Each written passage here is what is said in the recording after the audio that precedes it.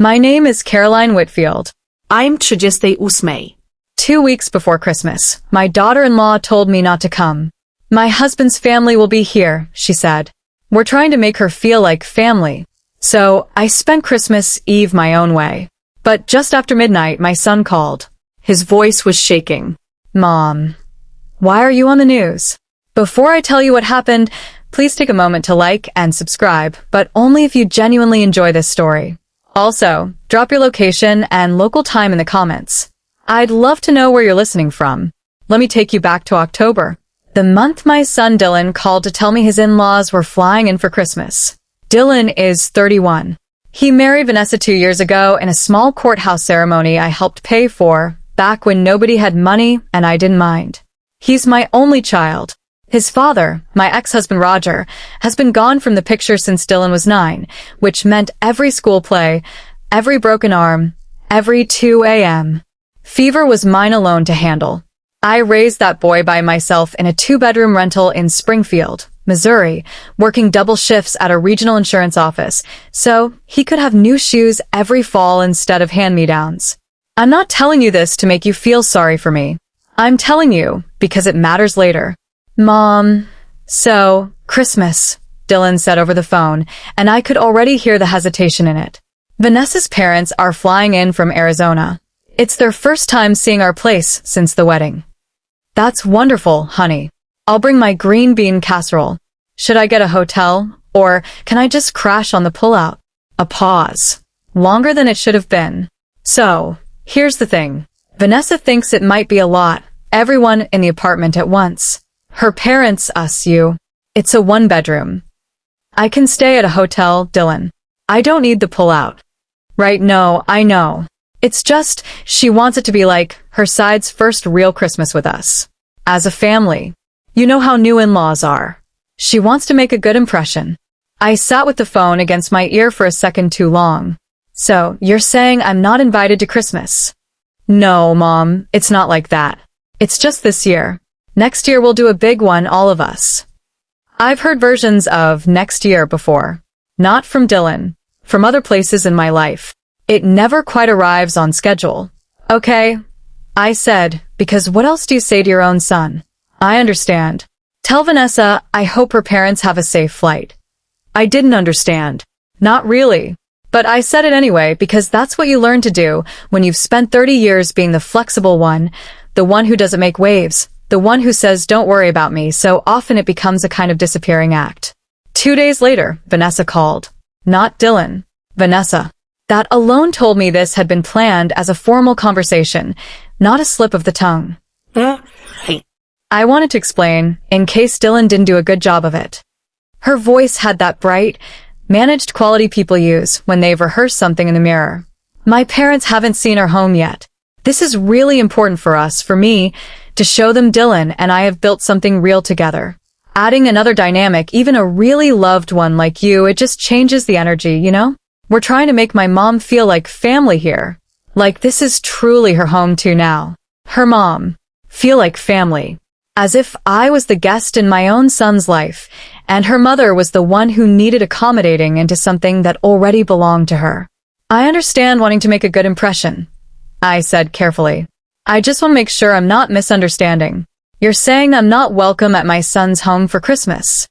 It's not about welcome, Caroline. It's about this specific holiday, this specific moment.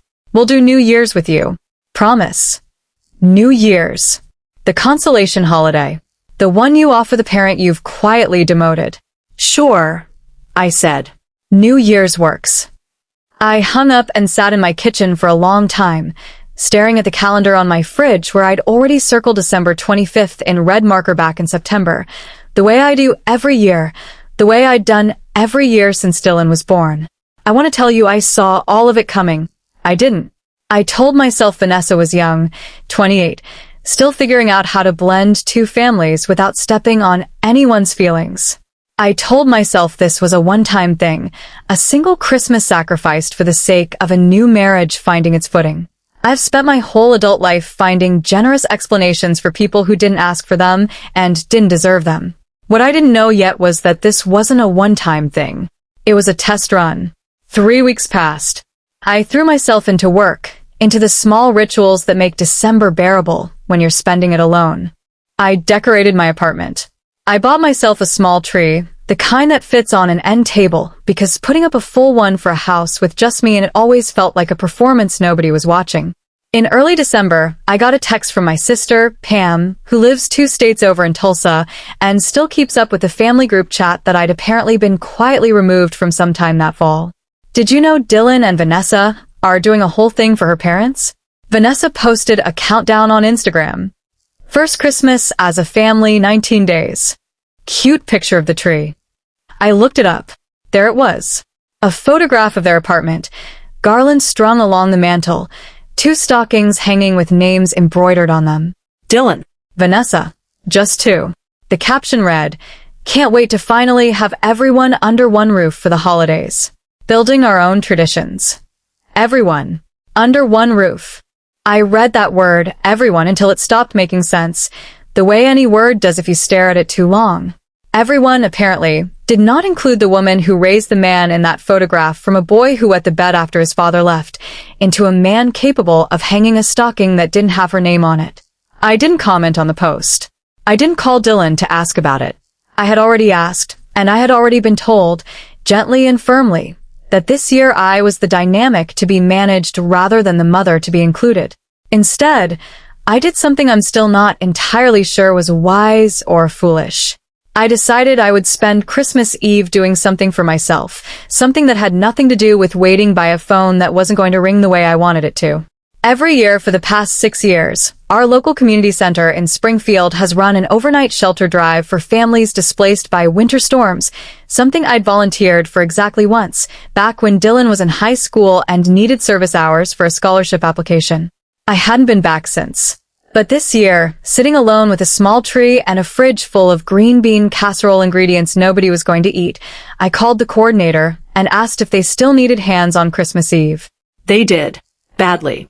A pipe had burst in the main shelter building 2 nights earlier during an ice storm, and 40-some people, families mostly, elderly folks, a few veterans, had been displaced with nowhere warm to go on the coldest night of the year.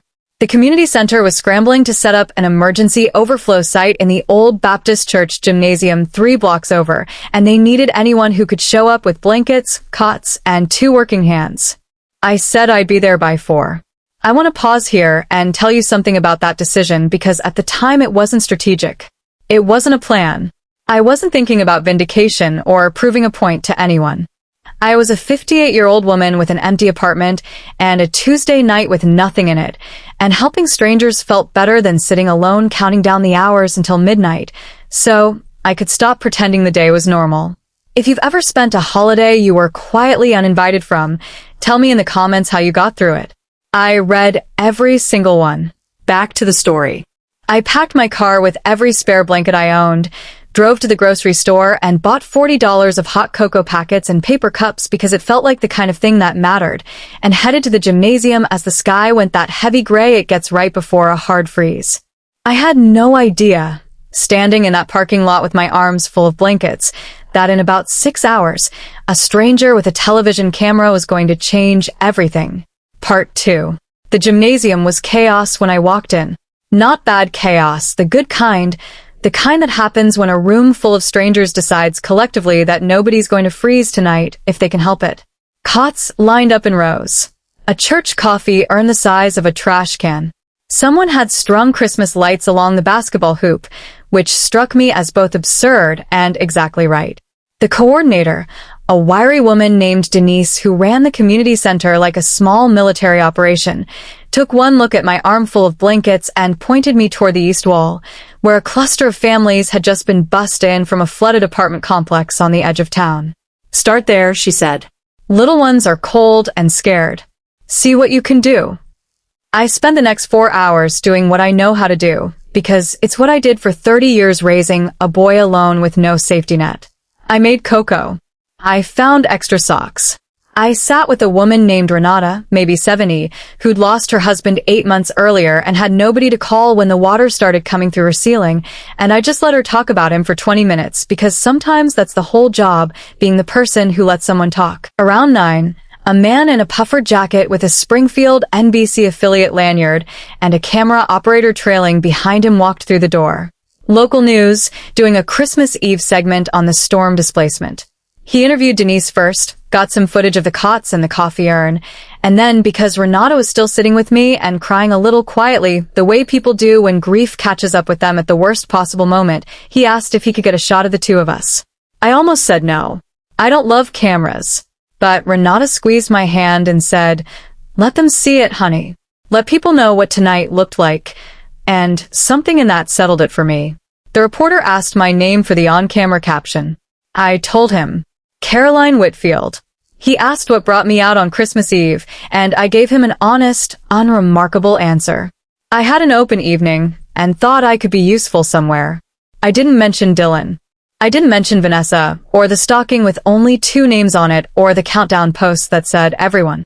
None of that felt like it belonged in that gymnasium, next to people who'd lost their homes 2 days before Christmas. The segment aired at 11 that night, a 2-minute piece on the 10 o'clock news about the overflow shelter, community members stepping up, that kind of thing. I didn't even see it live. I was home by then, exhausted, sitting on my couch in yesterday's clothes with a mug of the same cocoa I'd been serving all night, scrolling my phone without really looking at it. At 12:14 a.m., my phone rang. Dylan. I almost didn't answer. Some petty, tired part of me wanted him to sit with the silence the way I'd sat with his for 3 weeks. But he's my son, and old habits don't switch off just because you've had a hard month, so I picked up. Mom. His voice had an edge in it I hadn't heard since he was 17 and totaled his first car. Mom. Why are you on the news? What are you talking about? Vanessa's mom just texted her the clip. You're on Channel 3. You're at some shelter thing. Mom, are you okay? Why didn't you tell us you weren't doing anything tonight? There it was. Not why are you at a shelter, but why weren't you doing anything tonight? Which told me everything about what he'd assumed I'd been doing instead. He'd pictured me fine. Occupied. Not sitting home on Christmas Eve because his wife had told me, gently and with a smile in her voice, that I wasn't part of the family photograph this year. I wasn't doing anything tonight because I wasn't invited to anything tonight, Dylan. Remember? Silence on the line. I could hear, faintly, a television in the background. Voices. A woman's voice, sharper than the room noise, asking something I couldn't quite make out. Mom, that's not, we said New Year's. You did. And I said okay. And then I found something to do with my Christmas Eve instead of sitting alone waiting for a call that wasn't going to come until next week at the earliest. I'm sorry that embarrasses you. It doesn't embarrass me. It's just, Vanessa's parents saw it. They're asking questions. Like, why is Dylan's mom volunteering at a shelter alone on Christmas instead of being with family? I want you to notice something here because I noticed it in real time, standing in my kitchen at nearly 1 a.m. My son wasn't calling because he was worried about me being cold or tired or alone on a holiday. He was calling because his in-laws had asked an uncomfortable question and the discomfort had traveled backward through the phone line to land on me. That's a fair question for them to ask, I said. What did you tell them? Another pause, longer this time. In the background, the sharp voice again, closer to the phone now. I couldn't make out words, but I could make out tone, and the tone was not calm. I told them it was complicated, Dylan said finally. It's not complicated, Dylan. Your wife told me not to come. I didn't argue. I found somewhere else to be useful. That's the whole story. There's no version of that where I'm the one who needs to explain herself. If you were me right now, would you have hung up, or would you have kept talking? Tell me below, and hit subscribe if you want to see how this family handles the fallout from 2 minutes of local news footage. Back to that kitchen, 1 a.m, my son's voice tight with something that wasn't quite an apology yet. Vanessa wants to talk to you, he said. And before I could answer, the phone changed hands. Caroline. Vanessa's voice had none of its usual polish. It was thin, fast, the voice of someone who'd been caught rather than someone choosing to speak. My parents are asking why you're on the news at a shelter instead of with us tonight. My mom thinks it looks really bad. Like we abandoned you. You didn't abandon me, Vanessa. You told me not to come. There's a difference between abandonment and a decision. You made a decision and I respected it. I didn't say it like that. You said, and I remember it clearly, that having me there would change the energy of you, making your mother feel like family. I understood the message. I still understand it. Silence. Then, quieter. My parents don't know I said that. And there it was. The whole shape of the evening, right there in one sentence. This wasn't about me being cold on Christmas Eve. This wasn't even really about the shelter footage. It was about a story Vanessa had told her own parents, one where I suppose I simply wasn't included by circumstance rather than by her own request, and that story had just collided, live on the 10 o'clock news, with the truth. What did you tell them? I asked. I said you were busy, that you had your own plans with friends. I don't have a wide circle of friends in Springfield. Most of the people I built a life around left when Roger did, the way friendships sometimes do in a divorce, splitting themselves along old loyalty lines. Vanessa knew that. She'd been to enough family dinners to know exactly how small my Christmas Eve options were. She hadn't guessed I'd be busy. She'd built a version of events where my absence looked like my choice, not hers. I wasn't busy with friends, Vanessa. I was alone in my apartment until I decided to go make myself useful somewhere, because the alternative was sitting with a green bean casserole nobody asked for, listening to the silence in a one-bedroom apartment I don't even live in, thinking about a stocking with only 2 names on it. You saw that post. Everyone under one roof. Yes, I saw it. The line went quiet enough that I could hear Dylan in the background, saying something to someone, his mother-in-law I assumed, in the low, urgent tone of a man trying to put a fire out with his bare hands. My parents are really upset, Vanessa said finally. They think this makes us look bad. Like we're the kind of people who'd let an older woman spend Christmas Eve alone at a shelter instead of at a family table. I want you to sit with that sentence for a second because I did, standing in my kitchen at 1 a.m. Not once, in that entire call, had anyone said they were sorry I'd spent the holiday alone. Not once had anyone said they wished they'd handled it differently. The only thing anyone in that apartment was upset about was how it looked. Not how it felt. How it looked. I think, I said slowly, that you should tell your parents the truth. That you asked me not to come this year, so they could have their first Christmas with Dylan without extra dynamics in the room. That's what you told me, word for word. If it embarrasses you now, that's information about the decision, not about me. I can't tell them that. Then, I don't know what to tell you, Vanessa. I didn't lie to anyone tonight. I told a reporter I had an open evening. That's true. I never mentioned you or Dylan or Christmas at all. Whatever story your parents are building in their heads, they built it from your silence, not my dishonesty. Dylan took the phone back. I could hear Vanessa somewhere behind him, her voice climbing, and a third voice now too, older, a woman's, asking Dylan directly, "Is that true, what she just said? Did Vanessa ask her not to come? Mom, can you maybe just, when we do New Year's, can you just not mention the shelter thing?" Vanessa's really stressed. I stood very still in my kitchen. The Christmas lights on my little tree blinked on and off in a slow, patient rhythm that had nothing to do with the conversation happening around me. "Dylan," I said, "did you hear what you just asked me?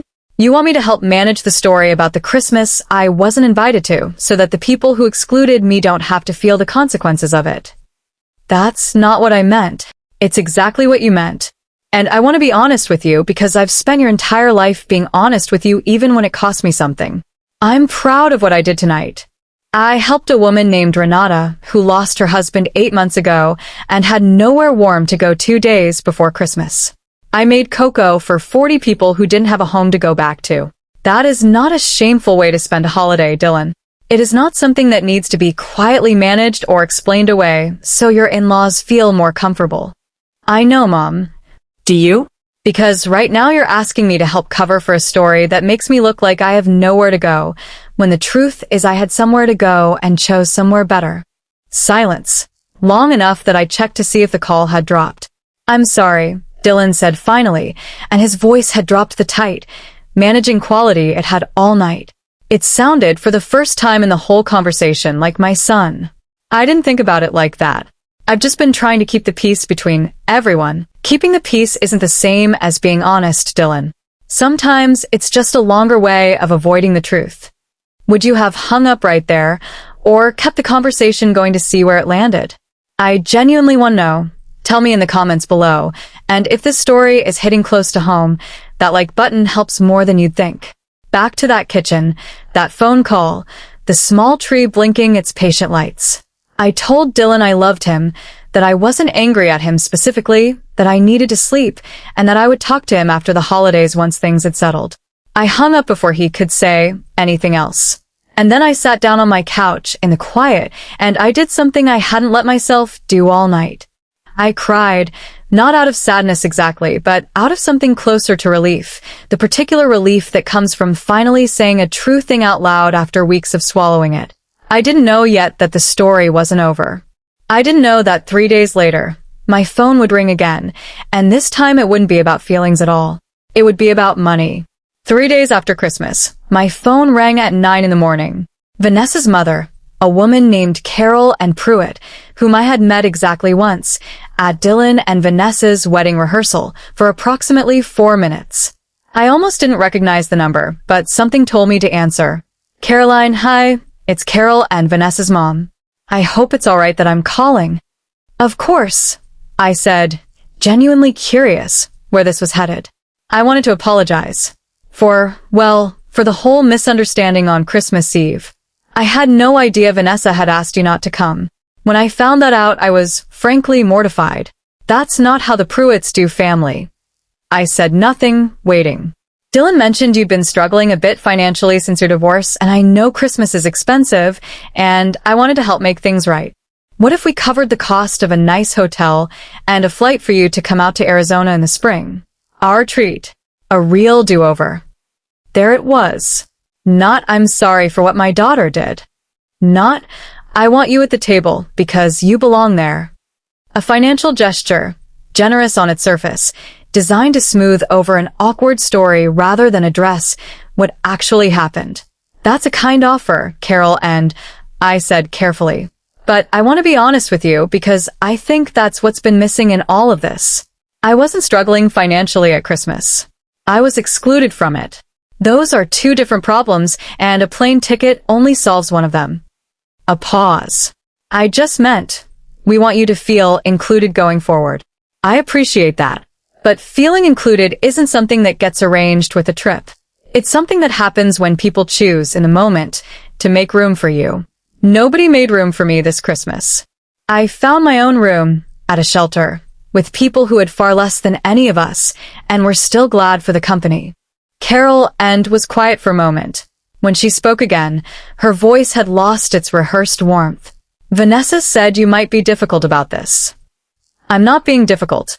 I'm being honest, which I understand can feel like the same thing when you're used to people going along with the story that's easiest for everyone else.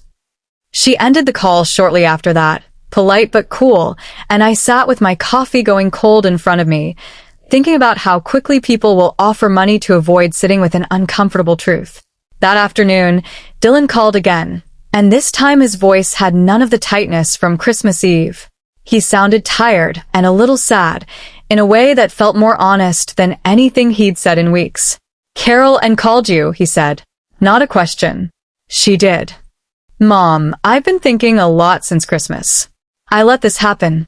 I let Vanessa tell you not to come, and I didn't push back, because I didn't want the stress of arguing about it during the holidays. And then when it blew up, my first instinct was to ask you to help clean it up quietly, instead of asking why it happened in the first place. I noticed that, yes. I talked to Vanessa. Really talked, not just, keeping the peace. I told her that whatever happens with her parents, you don't get erased from our holidays to make someone else comfortable. That's not a trade I'm willing to keep making. I felt something loosen in my chest, hearing that. Not everything, not all at once. Trust doesn't rebuild itself in a single phone call, and I've learned that the hard way more than once in my life. But it was something. A door left open a crack. The way I once left one open for my own mother years ago after a very different kind of hurt, and it had taken her years to walk through it. I understood, hearing my son, why some things take time. I'm glad you talked to her, I said. I'm not asking for an apology tour, Dylan. I'm asking to be a real part of your life, not a variable that gets managed around someone else's comfort. I know. Vanessa wants to call you. Actually apologize this time.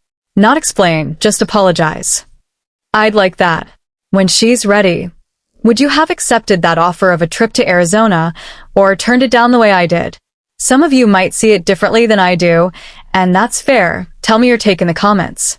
And if you've made it this far, go ahead and hit subscribe, because the way this ends might surprise you. Back to the story. Vanessa did call, 2 days later, on New Year's Eve of all nights. Her voice was different this time. Smaller. Less managed. Caroline, I've had a lot of time to think, and I owe you a real apology, not an excuse. I told you not to come to Christmas because I was nervous about my parents, and instead of being honest about that nervousness, I made it your problem to solve by disappearing for a night. That wasn't fair. And then when it came out on the news, my first instinct was to protect the version of events where I looked good, instead of just telling my parents the truth. I'm sorry. Genuinely. I let that sit for a moment before I answered, because it deserved to be heard fully rather than rushed past. Thank you for saying that, Vanessa. I mean that. I'm not interested in punishing you for one hard Christmas. I am interested in whether this changes anything going forward, or whether we're back here again next December. It won't happen again. I promise. My parents actually want to meet you properly this spring. Not as an obligation. They asked. I told her I'd think about it, which was true. I wasn't ready, that night, to promise anything beyond the conversation itself. But something had shifted, and I could feel it, the way you feel a change in weather before you can name it. What I didn't expect was what happened next. 3 weeks into January, when Denise from the community center called me with news that would end up changing how my whole family looked at that Christmas Eve. Denise told me the Channel 3 segment had gotten picked up by a regional news aggregator, and donations to the shelter fund had tripled in the weeks after it aired. People had seen a tired-looking woman making cocoa for strangers on Christmas Eve, and something about it had moved them enough to open their wallets. Denise asked if I'd be willing to say a few words at the shelter's spring fundraiser dinner, as the face, unintentional as it was, of that night. I said yes. And I told Dylan and Vanessa about it, mostly because I wanted them to understand something. That night hadn't been a sad, lonely consolation prize for a woman with nowhere better to be. It had mattered. It had done real good in the world, entirely apart from whatever it revealed about my family's priorities. Vanessa's parents came to that fundraiser in April. Carol and sought me out early in the evening, and this time there was no rehearsed brightness in her voice. I watched that segment about 6 times since Christmas, she said. I keep thinking about how you talked about Renata, the woman who lost her husband. You didn't mention us once. You didn't make it about being excluded. You just showed up and did something good. I judged that completely wrong at first. I thought it made my daughter look bad. It didn't. It just showed me who you are. Thank you for saying that. I owe you a real apology too. Vanessa told me everything, eventually. I should have asked more questions before I called you about a hotel and a plane ticket like that would fix something that was never about logistics. We talked for a while longer that evening, and it wasn't perfect, and it wasn't instant, the way these things rarely are in real life no matter how satisfying a clean ending might feel. But it was honest, and honest was more than I'd had from that family in months. 6 months have passed since that Christmas Eve in the gymnasium with the basketball hoops strung in lights. Dylan and Vanessa hosted me for a full holiday weekend over Easter. No whispered conditions, no separate stockings. My name was on one hung right next to theirs, and I noticed, and I didn't say anything about it because some things don't need to be pointed out to be felt. I still volunteer at that shelter. Not because of the news segment, not because of the fundraiser, but because that Christmas Eve taught me something about myself I'd forgotten somewhere in 30 years of making myself smaller so other people could feel comfortable. I am useful. I am capable of walking into a cold gymnasium full of strangers and making it warmer just by showing up. That was never something Vanessa's family gave me or took away from me. It was mine the whole time. Vanessa has called me every other week since January just to talk. No agenda, no favor attached. Some weeks it's 10 minutes. Some weeks it's an hour. We're building something slower and steadier than what we had before, and I've come to believe that's the only kind of family relationship that actually holds weight over time. I don't tell you this story so you'll think badly of Vanessa, or even of Carol and they were doing what a lot of us do without meaning real harm by it. managing an image instead of sitting with an uncomfortable truth. I understand that impulse. I've had it myself. But I think the difference that mattered in the end was that when the truth caught up with all of us, live, on the 10 o'clock news of all places, I didn't scramble to protect anyone's comfort at the cost of my own dignity. I told the truth plainly, and I let people sit with what that truth meant about their own choices. If you've ever been the family member who gets quietly rearranged out of the picture so someone else can feel more comfortable, I want you to hear this. Being agreeable is not the same as being loved. Being flexible is not the same as being valued. And sometimes the most powerful thing you can do isn't to fight for a seat at a table that was never set for you. It's to go build warmth somewhere else, and let the people who left you out watch what that warmth looks like from the outside. I didn't go to that shelter to prove a point. I went because I had nowhere else warm to be, and it turned out I could make somewhere warm myself. That's a lesson I wish I'd learned decades earlier, and I'm sharing it now, so maybe you won't have to wait as long as I did. Thank you for staying until the end of this one. It means a lot. I want to ask you, if you've been told not to come to Christmas the way I was, would you have stayed home quietly, or gone out and found somewhere to be useful like I did? Drop stay or shelter in the comments. I'll be reading every single one. If this story touched something real in you, hit like and subscribe.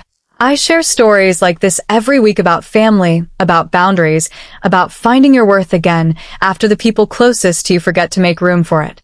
And if you want more, check the description for another story I think you'll connect with. I'll see you in the next one.